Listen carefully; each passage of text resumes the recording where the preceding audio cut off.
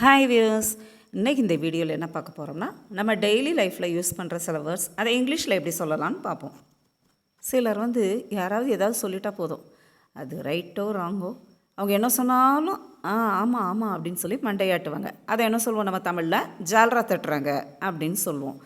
இதையே இங்கிலீஷில் என்ன சொல்லலாம்னா சிக்கஃபேண்ட். சிக்கஃபேண்ட்.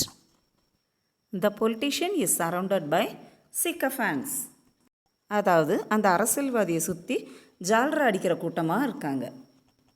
சிலருக்கு புதுசாக ஒரு இடத்துக்கு போனாலோ இல்லை ஸ்டேஜில் ஏறினாலோ ஒரு பதற்றம், நடுக்கம் இருக்கும்.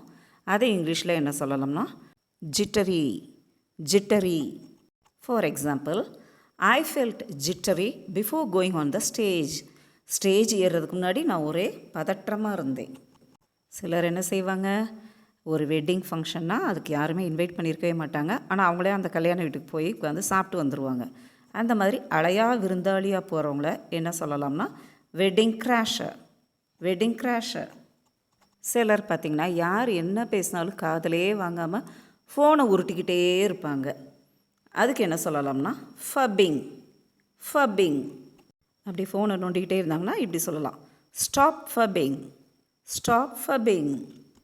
பொதுவாக எதிர்பார்த்தலுக்கு என்ன சொல்வோம், எக்ஸ்பெக்டேஷன் அப்படின்னு சொல்லுவோம்.